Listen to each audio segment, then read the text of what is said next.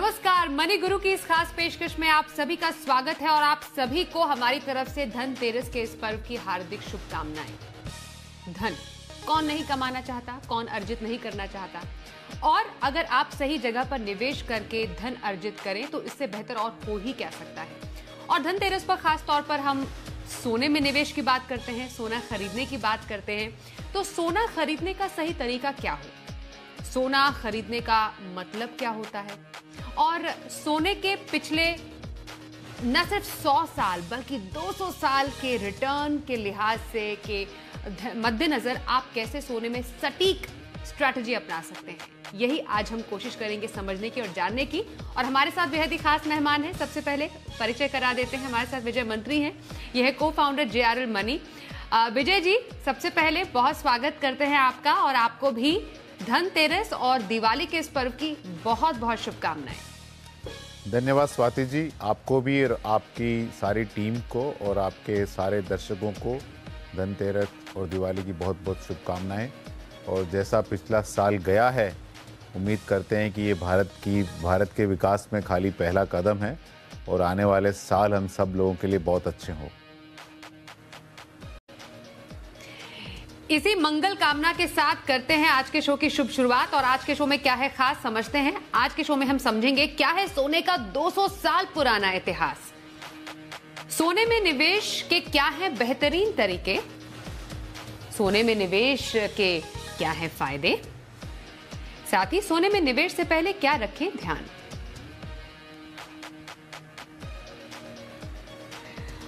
विजय जी, जब हम गोल्ड की बात करते हैं तो एक अलग सी चमक आंखों में आ जाती है, और जो भारतीयों का गोल्डन प्रेम है वो किसी से छिपा नहीं है। अगर हम थोड़ा सा इतिहास के पन्नों को खंगालें, हम यहाँ पर आपसे आंकड़ों के लिहाज से जरूर समझेंगे, लेकिन पारंपरिक तौर पर अगर हम समझे धनतेरस का ये पर्व और खास तौर पर भारतीयों का जो ये सोने के प्रति प्रेम है, वो इतना ज्यादा खास क्यों रहा है? इसके बहुत बड़े ऐतिहासिक कारण हैं, और भारत और चाइना दो ऐसे देश हैं कि जहां सबसे ज़्यादा गोल्ड है। इतना ज़्यादा गोल्ड है भारतीय महिलाओं के पास खाली, स्वाति जी, की आज तक जो दुनिया में गोल्ड अभी तक जो भी धरती से निकला है, उस टोटल गोल्ड का 11% तो खाली भारतीय महिलाओं के आसपास है। 21,000 टन भारतीय महिलाओं के पास गोल्ड है। उसके कारण क्या है कि चाइना और इंडिया दो ऐसी सिविलाइजेशन है जो कंटिन्यूअस सिविलाइजेशन है। 5,000 साल करीब करीब वही धर्म, वही संस्कृति, वही सब चीज़ें रही है। आप बाकी देशों में देखो तो अमेरिका का 300 साढ़े 300 साल का हिस्ट्री है, ऑस्ट्रेलिया का 200 साल का हिस्ट्री है। गल्फ कंट्री आप वेस्टर्न यूरोप में देखो तो वहाँ क्रिश्चियनिटी और इस्लाम का इन्वेंशन के बाद वहाँ पे नई शुरुआत हुई, नया भगवान, नए तौर तरीके, पुराने तौर तरीकों को इतनी तवज्जो नहीं दी गई। तो हम कंटिन्यूस सिविलाइजेशन की बात करें तो भारत और चाइना ही कंटिन्यूस सिविलाइजेशन है। और उस टाइम, आज से जब ये पेपर फाइनेंशियल एसेट पेपर के रूप में बिल्ट नहीं हुआ था, रियल एस्टेट इतना बड़ा कुछ इन्वेस्टमेंट करने वाला ऑप्शन नहीं था, तो 200 साल पहले, 300 साल पहले गोल्ड ही एक ऐसा प्रोडक्ट हुआ करता था कि जिसको आप, एक धन भी हो सकता आपका, आप इसको पहन भी सकते हैं, अटैक हो गया तो पहन के भाग भी सकते हैं, बहुत कम वजन में काफ़ी स्टोर ऑफ वैल्यू रिजर्व कर सकता है। तो इसके बहुत बड़ी रीजंस थे। और हमारे यहाँ यही है कि कोई चीज़ अच्छी है, प्रूव हो गई अच्छी चीज़ है, तो उसको हम धर्म से जोड़ते हैं, संस्कृति से जोड़ते हैं, अपने रोज़मर्रा की चीज़ों से जोड़ते हैं। तो गोल्ड आज हमारे सब तरफ जुड़ गया, क्योंकि इसका इकोनॉमिक यूटिलिटी बहुत ही अच्छा रहा है हिस्टोरिकली। इसलिए भारत और चाइना में गोल्ड के प्रति बहुत ज़्यादा प्रेम है। और मुझे लगता नहीं कि ये कुछ प्रेम थोड़ा बहुत कम हो सकता है, बाकी अल्टरनेट असेट बीच बीच में आके उछल सकते हैं। जैसे आज लोग गोल्ड की जगह बिटकॉइंस की तरफ जा रहे हैं, परहैप्स सिक्योरिटी की तरफ जा रहे हैं। ये दौर भी आता रहेगा, लेकिन मुझे लगता है कि भारतीय लोगों की पोर्टफोलियो में गोल्ड एक हमेशा हिस्सा बना रहेगा। ये मेरी सोच है फिलहाल। जी विजय सर, अब हम आज न सिर्फ सोने का पिछले 10 साल का, न 50 साल का, न 100 साल का, बल्कि पूरे 200 साल का जो इतिहास है वो खंगालने वाले हैं। और आपके पास बहुत ही इंटरेस्टिंग कुछ डेटा है हमारे दर्शकों के लिए। पहले अंतर्राष्ट्रीय बाजार के लिहाज से आपसे समझेंगे कि सोने का जो सुनहरा इतिहास रहा है, सोने का जो 200 साल पुराना जो रिटर्न रहा है, वो उसमें क्या खास रहा है? ये 200 साल का नहीं, करीब करीब 300 साल का रिकॉर्ड है। और आप समझ लीजिए 1935 तक तो सोने के दाम में कुछ खास बिल्कुल चेंजेस नहीं आया था। सोना करीब यूके में करीब 200 साल तक सेम भाव पे रहा, अमेरिका में 100 साल तक $20 से $35 के रूप में गया, तो सोने में कुछ खास तेजी नहीं आई। 1935 में $35 था, जो 1970 तक एक्चुअली $35 रहा। तो 1970 के पहले सोने में कुछ खास बड़ा पैसा नहीं बना था। उसका रीजन था कि वर्ल्ड इकोनॉमी एक्सपांड नहीं हो रही थी, पॉपुलेशन नहीं बढ़ रही थी, जीडीपी एक्सपांड नहीं हो रही थी दुनिया के अंदर। तो उसमें कोई एसेट कैटेगरी में ग्रोथ देखने वाली बात नहीं थी। उसमें स्टोरेज ऑफ वैल्यू है कि हमने सोने में पैसा डाल दिया, हमारा पैसा सेफ है, क्योंकि हम कभी भी इनकैश कर सकते हैं, क्योंकि हमको किसी चीज का डर नहीं था, क्योंकि इस टाइम इन्फ्लेशन भी नहीं हुआ करता था, क्योंकि जीडीपी भी नहीं बढ़ी थी। 1200 से लेके 1900 तक 700 साल के पीरियड में वर्ल्ड जीडीपी खाली 1.5% पर एनम बढ़ी है। हिंदुस्तान में 1900 से लेकर 1950 तक इंडिया की जीडीपी खाली 0.001% बढ़ी है। तो जब जीडीपी नहीं बढ़ी, चीजों के दाम ही नहीं बढ़े, तो आप इन्वेस्टमेंट प्रोडक्ट में रिटर्न की भी खास उम्मीद नहीं करते थे। तो उस टाइम रिटर्न के लिए नहीं, अपना पैसा सेफ है, इसलिए लोग घरों में, तिजोरियों में, घर में खड्डे खोद के या बरनी में डाल देते या बिस्तरों के नीचे रख देते थे, क्योंकि उस टाइम वैल्यू ऑफ मनी वही रहता था काफी सालों बाद तक भी। तो उस टाइम गोल्ड ने अच्छा रिटर्न नहीं दिया, क्योंकि जरूरत भी नहीं था, क्योंकि इकोनॉमी एक्सपांड नहीं हो रही थी। गोल्ड में बहुत इंटरेस्टिंग चीज हुआ, 1970 से लेकर 1980 का दौर है, वो गोल्ड रिटर्न का सबसे बेस्ट दौर रहा है आज तक के इतिहास में। गोल्ड के दाम उस टाइम 18 से 20 टाइम बढ़े हैं 10 साल के पीरियड में। जो $35 का गोल्ड था वो 600, 700, $850 तक पहुंच गया। तो वो एक गोल्डन पीरियड था गोल्ड के लिए। उसके बाद 1980 से लेके 2004 तक सोने का दाम 800, $850 से घट के करीब $250 हो गया। मतलब आप 21 साल के पीरियड में, 22 साल के पीरियड में, 23 साल के पीरियड में सोने का दाम इन एब्सोल्यूट टर्म 60-70%, 60% के आसपास गिरा है डॉलर टर्म में। लेकिन वो अपने को इंडियन रुपये में गिरता हुआ नहीं दिखता है, क्योंकि उस पीरियड में इंडिया का रुपया टूट रहा था डॉलर के अगेंस्ट में। तो ये है गोल्ड का इतिहास। तो बहुत सिंपल है कि जिस तरह से अगर इकोनॉमी एक्सपांड होती है, इन्फ्लेशन बढ़ता है, इकोनॉमिक एक्टिविटी बढ़ती है, तो गोल्ड के अंदर भी परफॉर्मेंस आएगा। अगर ये सब चीजें नहीं होती है तो गोल्ड भी उतना ही ढीला रहेगा, जो कि बाकी सारी एसेट कैटेगरी रहती है। तो गोल्ड को हम एक थोड़ा तरीके से देख सकते हैं, नॉट एग्जैक्टली बट थोड़ा फोर्थ इन्फ्लेशन के अगेंस्ट में हेज है। दूसरा, आप देखिए कोई भी बात, जो एसेट कैटेगरी इंडिया में 100 साल तक करीब करीब 9% कंपाउंडेड रिटर्न दे दे, 200, 300, 5000 साल तक जिस एसेट कैटेगरी को हम ओन कर रहे हैं, उसके अंदर कुछ तो बात होगी जो इतने सालों, सदियों तक चली है, वो एक टेक्नोलॉजी चेंजेस की वजह से मुझे नहीं लगता बदलने वाली है। तो गोल्ड मेरे हिसाब से बहुत ही इंटरेस्टिंग ऑप्शन, इन्वेस्टर को देखते रहना चाहिए। बिल्कुल, और मौका भी है, दस्तूर भी है। मुझे एक बात बताइए विजय सर, आपने अंतर्राष्ट्रीय बाजार में जो पिछले न सिर्फ 200 लगभग 300 साल की सोने की कहानी रही वो आपने बताई, इंडियन रुपये में कैसा हाल रहा? अगर हम पिछले कुछ 50 साल या 60 साल का सुनहरा इतिहास गोल्ड का समझें, एक तो रिटर्न के लिहाज से, और दूसरा जो दाम में बढ़ोतरी हुई है, लगभग अगर हम पिछले साल तक के सोने के दाम को अगर खंगाले आंकड़ों के लिहाज से, तो प्रोग्रेस कैसा रहा है? प्रोग्रेस इंडियन रुपये के अंदर तो बहुत ही चमत्कारी रहा है। 1970 से लेके 2020 का जो 50 साल का पीरियड में 12% कंपाउंडेड हुआ है। 50 साल तक 12% कंपाउंडेड होना कोई छोटी मोटी बात नहीं है। 40 साल में करीब 9% कंपाउंडेड हुआ है, 30 साल में करीब 10% कंपाउंडेड हुआ है, 20 साल में भी 10-12% के आसपास कंपाउंड हुआ है। खाली पिछले 10 सालों में गोल्ड ने कुछ खास अच्छा रिटर्न नहीं दिया है, वो अपने को देखने वाली बात है। लेकिन ये ऐसे काफी दौर आए हैं कि जब 5 साल, 7 साल, 8 साल, 9 साल तक भी गोल्ड ने रिटर्न नहीं दिया। एक तो 20 साल का पीरियड है जो इंडियन रुपीस में गोल्ड ने ढंग का रिटर्न नहीं दिया है, बट ये पार्ट ऑफ कोई भी एसेट कैटेगरी का हिस्सा है। तो अगर गोल्ड ने रिटर्न नहीं दिया है तो उस टाइम हमको क्या स्ट्रेटेजी अडॉप्ट करनी चाहिए, वो इस प्रोग्राम के द्वारा हम बताने की कोशिश करेंगे। लेकिन सबसे बड़ा मुद्दा है कि हिंदुस्तान में 90 साल 100 साल का रिकॉर्ड है जिसमें गोल्ड ने 8 से 9% के आसपास कंपाउंडेड आपको रिटर्न दिया है। ऐसी एसेट कैटेगरी को पोर्टफोलियो में रहना मेरे हिसाब से थोड़ा बहुत हिस्सा कस्टमर के पोर्टफोलियो में होना चाहिए। और जो हमने देखा सोने के दाम भी बेतहाशा बढ़े, अगर हम आपने 1970 तक से अब तक का डेटा दिया, अभी जो सोने के दाम है वो तो आसमान छू रहे हैं, लेकिन उसमें भी थोड़ा सा अगर हम समझे 1970 के बाद से क्या वजह रही जो इंडियन रुपी में सोने के दाम इतने ज्यादा बढ़े? क्योंकि इंडियन रुपी टूट रहा था यूएस डॉलर के अगेंस्ट में। तो अगर आप 1980 में $850 के आसपास सोने का दाम देखते हैं और 2004 में वो $260 के आसपास है, लेकिन इंडियन रुपी के अंदर वो दाम नहीं टूटा क्योंकि इंडियन रुपी टूट रहा था। उसकी वजह से हम देख रहे हैं कि जब सोने में आप इन्वेस्ट करते हो और हिंदुस्तान की करेंसी का करीब 20, 30, 40 साल का ट्रैक रिकॉर्ड है कि वो करीब करीब 3 से 4% डिप्रिशिएट होती है, तो गोल्ड में इन्वेस्टमेंट करने का सबसे बड़ा एडवांटेज है कि आपको डॉलर के अगेंस्ट में हेज मिलता है।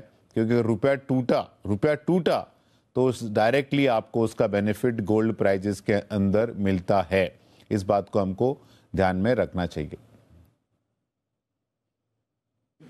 अब सबसे इंपॉर्टेंट बात जो हम सबको समझनी जरूरी है, ये जो हमने इतना बड़ा डेटा खंगाला है, आपने जो हमें इतना इंटरेस्टिंग डेटा बताया है, सोने से पैसा बनाना है किसी को।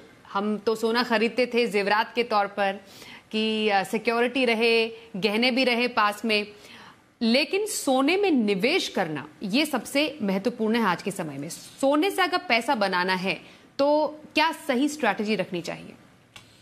देखिए, गोल्ड एक ऐसी एसेट कैटेगरी है, हम हमेशा कहते आए हैं कि इन्वेस्टिंग ज़्यादा साइकोलॉजी है, लेस मैथमेटिक्स है। तो गोल्ड ओनरशिप में पैसा इसलिए बनता है कि वो इंटरजनरेशनल एसेट है। मतलब आप सोना लेके 1 साल बाद बेच नहीं देते हो, आप 2 साल बाद बेच नहीं देते हो। आपके पास इक्विटी है, आपके पैसे की जरूरत है तो आप इक्विटी को गिरवे नहीं रखते हो, आप इक्विटी बेच देते हो। लेकिन सोना आपके पास है, ज्वेलरी आपने बनाई है और आपको पैसे की जरूरत, आप उसको गिरवे रखोगे लेकिन आप उसको बेचोगे नहीं। तो एक सेंस ऑफ बिलोंगिंग गोल्ड के साथ एकदम अलग तरह की इंडियन इन्वेस्टर के पास है। एक सिंपल लॉजिक लीजिए कि 9% आपका रिटर्न गोल्ड में छूटा है 100 साल का।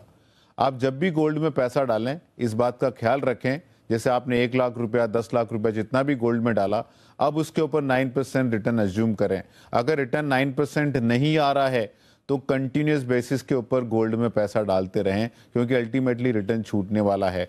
जब 9% के नीचे रिटर्न आ रहा है इसका मतलब गोल्ड अंडर परफॉर्म कर रहा है। और कोई भी एसेट कैटेगरी के अंदर बड़ा पैसा बनाने का तरीका है कि जब वो एसेट कैटेगरी अंडर परफॉर्म कर रही हो, उस टाइम इन्वेस्टमेंट करने की हिम्मत नहीं पड़ती है, लेकिन उस टाइम इन्वेस्टमेंट करना चाहिए। ये हमने इक्विटी में देखा है, जब 2016, 17, 18 इतना कुछ खास दौर नहीं चला था या कोविड के टाइम बाजार एकदम गिर गया था, उस टाइम सबसे अच्छा टाइम था इक्विटी में पैसा डालने का। सिमिलरली आज हम डेटा देखें तो 10 साल का गोल्ड का रिटर्न इंडियन रुपी में खाली 4% के आसपास आ रहा है। इसका मतलब गोल्ड अंडर परफॉर्म कर रहा है। जब गोल्ड अंडर परफॉर्म कर रहा है तो आप उसके अंदर पैसा डालिए। आप पैसा किस तरह डाल सकते हैं, आपका अलग अलग कंफर्ट है। कोई डिजी गोल्ड खरीद सकता है, कोई गोल्ड ETF ले सकता है, कोई सॉवरेन गोल्ड बॉन्ड खरीद सकता है, कोई ज्वेलरी खरीद सकता है। लेकिन मुझे लगता है सबसे अच्छा इफेक्टिव तरीका जो गोल्ड प्राइस को एवरेज करने का है वो गोल्ड ETF के द्वारा आप कर सकते हो। लेकिन सबसे ज्यादा कंफर्टिंग है गोल्ड खरीदना, वो है ज्वेलरी। विजय जी, अब जैसा आपने बताया सोने में निवेश के कई विकल्प हैं, आपने बोला गोल्ड ETF एक अच्छा तरीका है, सॉवरेन गोल्ड बॉन्ड काफी ज्यादा पॉपुलर होता जा रहा है क्योंकि सॉवरेन गारंटी उसमें है। सॉवरेन गोल्ड बॉन्ड के अगर फायदे आप निवेशकों के लिए गिनाए तो आपको सबसे खास बात गोल्ड बॉन्ड में क्या लगती है?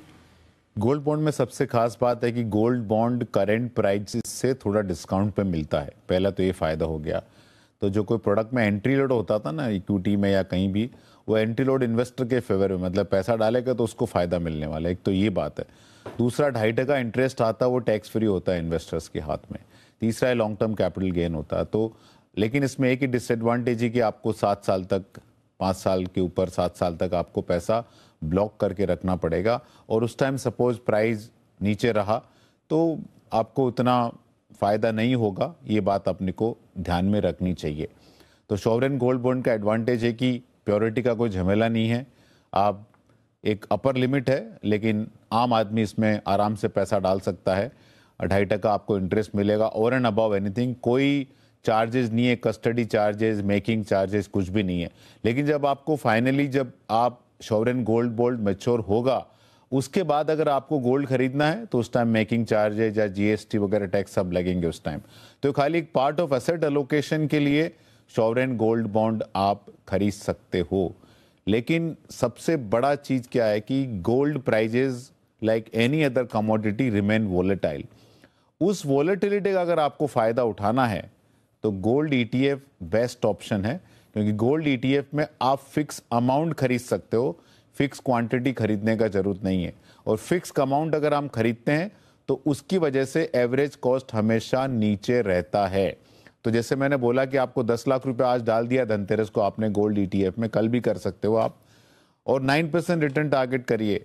अगर 9% से रिटर्न से नीचे आपका वैल्यू है पोर्टफोलियो का, तो लगातार आप पैसा डालते रहिए, तो आप नीचे के लेवल पे बाजार के अंदर पैसा डालते रहेंगे। और जब बाजार उठेगा गोल्ड का, जैसे हमने देखा 2011 से लेके 2019 तक गोल्ड का दाम बिल्कुल नहीं बढ़ा, लेकिन 2020 में सडनली 30-35 हज़ार से बढ़ के सीधा 55 हज़ार हो गया एक साल के अंदर अंदर, तो आपको बहुत बड़ा फायदा वो हो सकता है। और गोल्ड म्यूचुअल फंड भी है, काफी गोल्ड फंड्स हैं जिसमें निवेश लोग करना पसंद करते हैं, और म्यूचुअल फंड कंपनीज की तरफ से भी काफी ज्यादा गोल्ड फंड्स अब अवेलेबल हैं। इसकी क्या खासियत है? बड़ी है कि आप इसमें 1000 रुपया भी एसआईपी कर सकते हैं। इसके अंदर प्योरिटी का कोई झमेला नहीं है, कोई इसके अंदर आपको कस्टडी चार्जेस का कोई प्रॉब्लम नहीं है, आप जितना, और प्राइस डिस्कवरी का प्रॉब्लम नहीं है, क्योंकि जो बाजार में प्राइस दिखता है उसी में आपका गोल्ड बुक होगा जब भी आप खरीदेंगे, और जब आप एग्जिट करेंगे तो आपको उस दिन का प्राइस गोल्ड का मिलेगा। तो प्राइस डिस्कवरी भी बहुत एफिशिएंट है इसके अंदर। और सबसे बड़ा एडवांटेज है म्यूचुअल फंड स्ट्रक्चर के थ्रू मिलता है, वो बहुत ही ट्रांसपेरेंट स्ट्रक्चर है। और सबसे बड़ा एडवांटेज है कि आप इसके अंदर रुपी कॉस्ट ऑफ एवरेजिंग कर सकते हैं। आपको एक सिंपल सा इलस्ट्रेशन दूं, ये डेटा मैंने एनालाइज किया था 1-1.5 साल पहले की बात बता रहा हूं आपको। अगर आपने हर धनतेरस को 10 ग्राम सोना खरीदा तो 20 साल में आपने 200 ग्राम सोना खरीद लिया, उसका एवरेज प्राइस 19,000 रुपया था। लेकिन वही 19,000 रुपया अगर आपने हर साल गोल्ड में डाला होता, फिक्स अमाउंट न कि फिक्स क्वांटिटी, तो 200 ग्राम की जगह आपके पास 360 या 380 ग्राम सोना होता। उसका रीजन बहुत सिंपल है कि जब आप फिक्स क्वांटिटी खरीदते हो तो 55,000 रुपया दाम रहा तो आपको 10 ग्राम के लिए 55,000 देना पड़ा। जब 4,000 रुपया दाम था तो खाली 4,000 रुपये गए आपका। लेकिन जब आप फिक्स अमाउंट खरीदते हो तो 20,000 रुपया सपोज आपने फिक्स अमाउंट खरीदा, तो जब 4,000 रुपया दाम था तो आपको 50 ग्राम सोना खरीदा, और जब 55,000 रुपया दाम था तो आपको खाली 3-4 ग्राम सोना ही आया।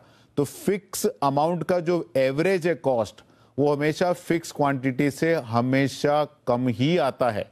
तो एक बहुत बड़ा एडवांटेज गोल्ड ईटीएफ का ये है कि इसके अंदर आपको एवरेजिंग करने का बहुत अच्छा मौका मिलता है। अब तो 1 रुपए का भी गोल्ड खरीद सकते हैं विजय जी, वो भी डिजिटल गोल्ड के द्वारा भी खरीद सकते हैं। डिजिटल गोल्ड आपको लगता है जी? डिजी गोल्ड बहुत अच्छा प्रोडक्ट है। देखिए इसके अंदर क्या है कि खाली 2-3 चीजें देखने वाली है। डिजी गोल्ड में क्या है कि एक तो आप कभी भी खरीद सकते हो, बिल्कुल म्यूचुअल फंड की तरह स्मॉल क्वांटिटी पे आप खरीद सकते हो।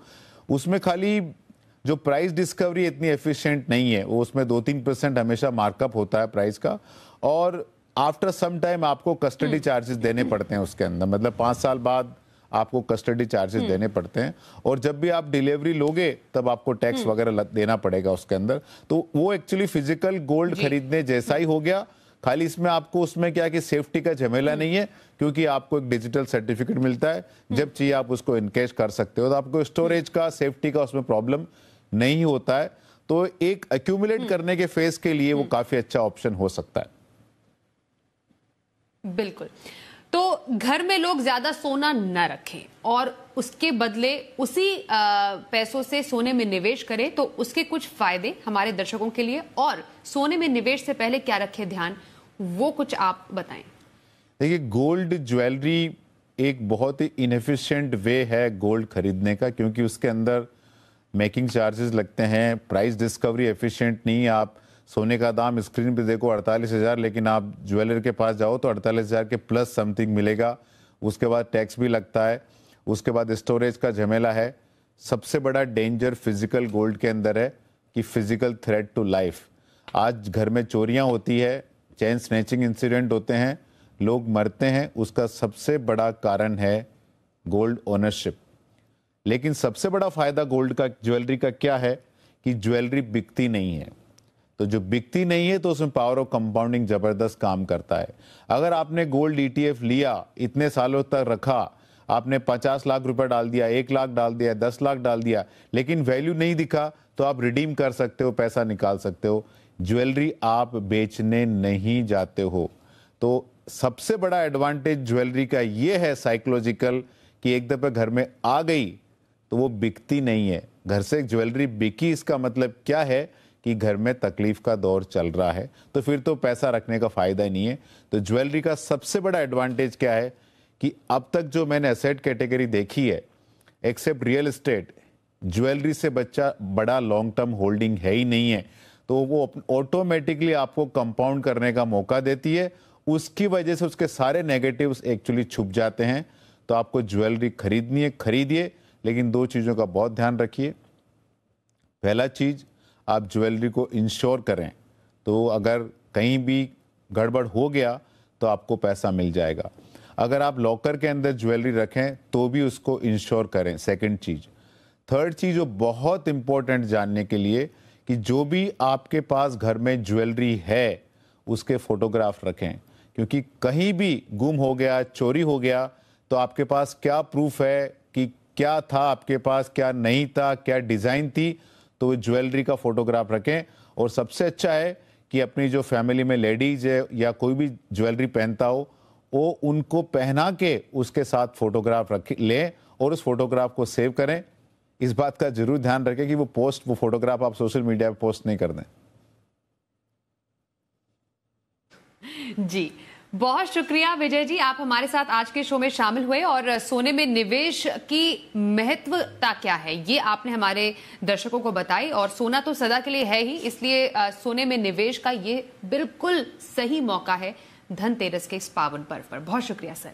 तो आज के इस खास एपिसोड में बस इतना ही। रुकेंगे एक ब्रेक के लिए, बने रहिए हमारे साथ और देखते रहिए सी बिजनेस।